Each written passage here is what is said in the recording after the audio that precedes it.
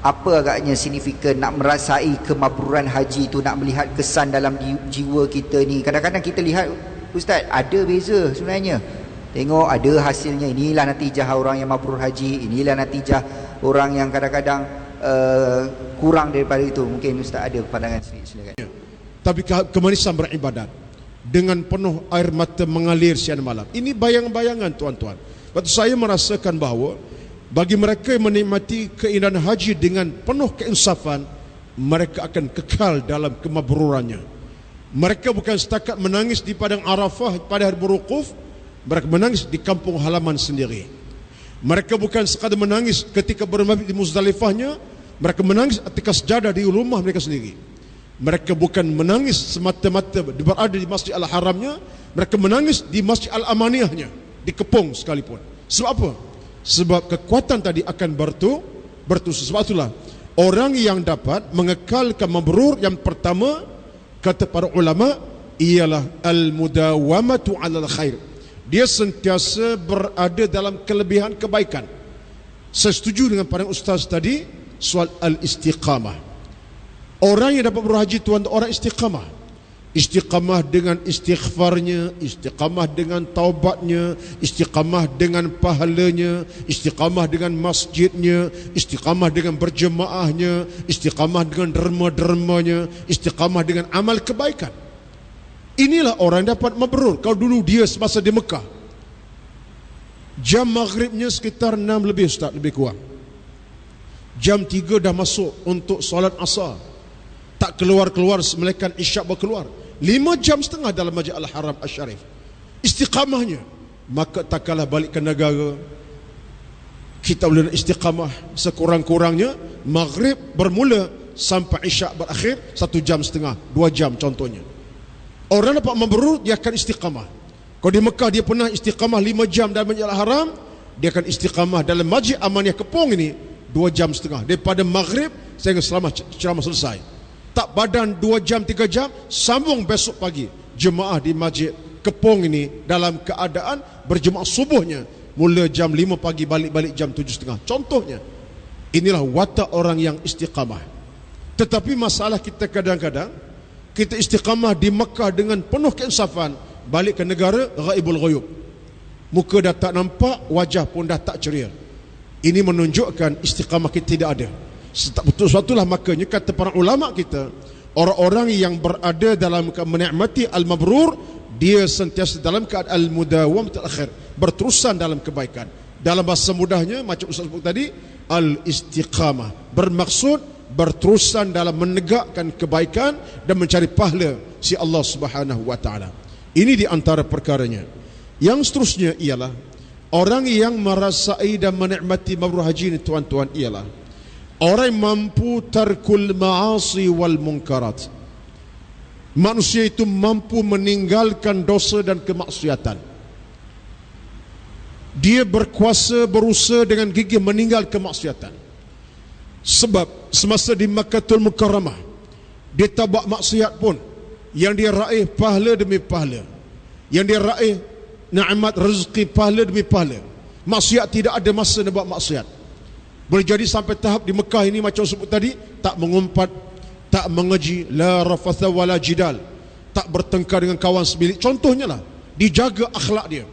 Orang kata kat dia, dia diam je. Orang sepak kepala dia pun dia tak kata apa. Sabar dia dalam keadaan dia tak buat maksiat kepada Allah. Maka orang sebegini sepatutnya, bila dia menikmati haji mabrur, dia akan berkekalan. Balik ke negara, dia tak akan buat maksiat. Tak akan terjebak dengan kejahatan, kemaksiatan, menipu orang, jual beli, tipu pelanggan, tikam benda yang tak tikam. Itu contoh-contohnya lah tuan-tuan. Ini bermaksud bahawa dia tak buat maksiat semata-mata kerana mabrur haji yang dia telah dapat semasa di Makkahul Mukarramah ketika dia buat haji pada ibadat haji yang telah berlalu. Ini hakikat. Sebab itulah orang yang terjebak kemaksiatan setelah buat haji, dia adalah orang yang hipokrit dengan Allah Subhanahu wa taala. Mohon maaf kalau saya guna bahasa yang agak kasar, itu hipokrit dengan Allah Subhanahu wa taala. Bagaimana kita saat di Makkahul Mukarramah, kita beristighfar, kita bertaubat, cari pahala, tiba-tiba bila balik ke negara kita, kita mula buat maksiat, sesuatu yang dilarang oleh Allah, bermaksud kita hipokrit dengan Allah Subhanahu wa taala. Dalam bahasa yang lain, kita double standard dengan Allah Subhanahu wa taala. Seolah-olahnya di Mekah terlarang buat kejahatan, dalam kawasan kampung kediaman bebas sebab Allah seolah tak nampak di buat maksiat. Ini adalah orang-orang yang hipokrit dengan Allah Subhanahu wa taala. Sebab itulah kata para ulama kita rahimahumullah, di antaranya ialah pandangan yang dikemukakan oleh Asy-Syaikh, iaitu satu kitab yang dikarang oleh Ibnul Qayyim Al-Jauziyah, Sahihud Da' wa Dawa'. Dia kata apa? Dia kata orang yang mampu berterusan dalam perkara al-khairat, kebaikan dan kebajikan, itulah manusia menang di sisi Allah Subhanahu wa taala.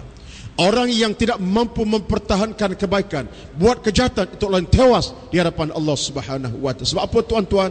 Sebab bila kita dapat buat satu kebaikan berasas kepada ilmu yang kita raih, keyakinan kita capai, itu satu kemenangan. Tetapi sebaliknya, bila kita buat kejahatan kerana ilmu kita tidak ada, jahil tentang hukum agama, itu adalah ketewasan, itu kekalahan. Sebab itulah Nabi pernah berkata kepada para sahabat, apa kata Nabi SAW? Dawu, bermaksud kata Nabi, saya ambil terjemahannya, ubatilah hidup kamu dengan kebajikan dan kebaikan, bil amalis salah. Bermaksud kamu nak rawat hidup dengan amal yang salah, rawat hidup dengan kerja yang baik.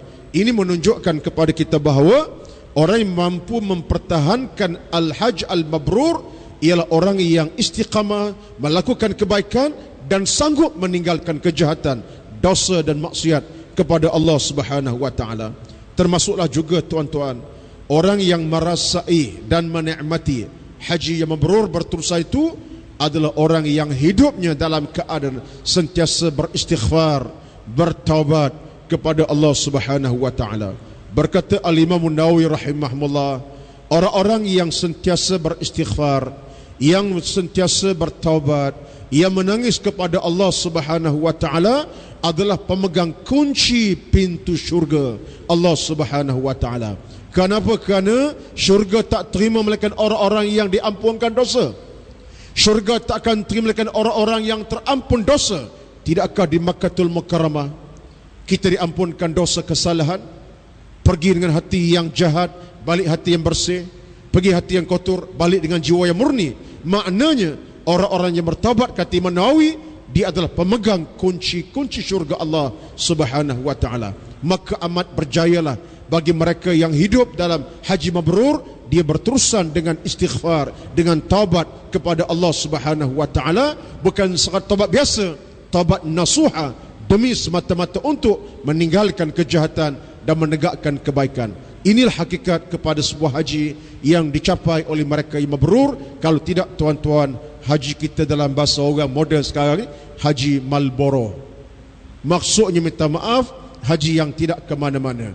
Sekejap buat maksiat, sekejap buat kejahatan, sekejap buat keburukan, sekejap baik kebaikan. Ini bukan haji mabrur, ini haji yang tidak mabrur. Sebab itulah kita berdoa kepada Allah Subhanahu wa taala, datanglah kita menjadi duyufur rahman dengan hati yang penuh keimanan, dan balik sebagai tuan rahman, hati yang penuh dengan kejayaan dan keselamatan. Ini yang kita harapkan. Sebab itulah orang yang ke Makkahul Mukarramah, duduklah di Makkah dalam keadaan insaf dan sedar, dengan suatu bai'ah yang baru, semangat yang baru, keinginan baru, supaya kita balik ke negara kita dalam keadaan kita dapat meninggalkan kejahatan dan berterusan dalam kebaikan, berterusan dengan pahala demi pahala. Mudah-mudahan akhirnya kalau kita mati dalam keadaan mabrur haji kita. Peluang ini peluang kita nak kembali kepada Allah dengan hati penuh ikhlas. Mudah-mudahan kita balik kepada Allah dengan penuh keikhlasan. Allah pun terima kita, Allah pandang kita dengan rahmat, Allah beri kita keampunan, kerahmatan, keberkatan.